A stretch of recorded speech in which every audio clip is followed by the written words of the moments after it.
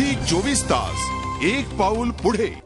नाही, या संदर्भात बोलत असताना याचं विश्लेषण दोन पद्धतीने करता येईल। महाराष्ट्रामध्ये कोणत्याही नेत्याला मोठं व्हायचं असेल तर राजसाहेबांवर बोलल्याच्या नंतर त्याला ऑटोमॅटिक प्रसिद्धी मिळते, तर त्या सवंग प्रसिद्धीच्या पोटी अशा प्रकारच्या खोडसळपणाचे मागणी काही लोकांकडून होताना दुर्दैवानं दिसते। आणि दुसरा एक महत्वाचा भाग असा आहे की ज्या आमदारांनी ही मागणी केलेली आहे ते आमदार स्वतः उत्तर प्रदेशमधले आहेत।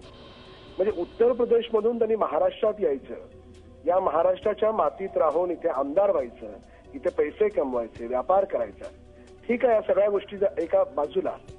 पण ज्या वेळेस महाराष्ट्राची बाजू घेण्याची वेळ येते त्यावेळेस त्यांना महाराष्ट्राबद्दल आपुलकी प्रेम काहीच वाटत नाही। ते अजूनही युपीमध्ये राहत आहेत, अजूनही बिहारमध्ये राहत आहेत। ही जी दूषित मानसिकता आहे त्या मानसिकतेला आमचा विरोध आहे। निश्चितच। आणि त्यांना जेव्हा हा प्रश्न केला की महाराष्ट्रामध्ये बिहार दिन साजरा होतोय तर बिहारमध्ये महाराष्ट्र दिन साजरा करावा, या प्रश्नाला त्यांनी सोयीस्कररित्या बगल दिली होती। मुळात प्रश्न असा आहे की जी महाराष्ट्राची माता तुम्हाला आज आमदार म्हणून महाराष्ट्राच्या विधानसभागृहात पाठवते, खासदार म्हणून केंद्रात पाठवते, हे महाराष्ट्राच्या मराठी माणसाने तुम्हाला मोठे केले ना, मग तुम्हाला महाराष्ट्राविषयी आपुलकी वाटू नये, प्रेम वाटू नये?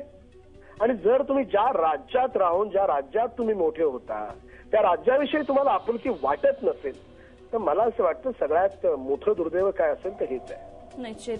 धन्यवाद, तुम्ही आमच्याबरोबर बोललात। राम कदम आपल्याबरोबर होते, मनसेचे आमदार। आणि बिहार दिनाला विरोध करणाऱ्या राज ठाकरेंना अटक करा अशी मागणी समाजवादी पार्टीचे आमदार अबू आझमी यांनी केली आहे। राज ठाकरे काही वेळामध्ये मालेगावमध्ये एक सभा घेणार आहेत आणि त्या सभेमध्ये याला निश्चितच ते उत्तर देतील अशी अपेक्षा आहे आणि त्याकडेच आता सगळ्यांचं लक्ष लागलंय। तर मुंबईमध्ये बिहार दिन साजरा करण्यावरून राज्यातलं राजकारण आता एकंदरीतच चांगलं तापत चाललेलं दिसतंय। बिहार दिन महाराष्ट्रात साजरा केला तर महाराष्ट्र दिन सुद्धा बिहारमध्ये साजरा करावा अशी भूमिका उद्धव ठाकरे यांनी घेतली आहे। तसंच भाजपनेही बिहार दिनाबाबत भूमिका स्पष्ट करण्याची मागणी उद्धव यांनी केली आहे आणि त्यामुळे आता बिहार दिनाबाबत भाजप काय भूमिका घेणार? झी 24 तास एक पाऊल पुढे।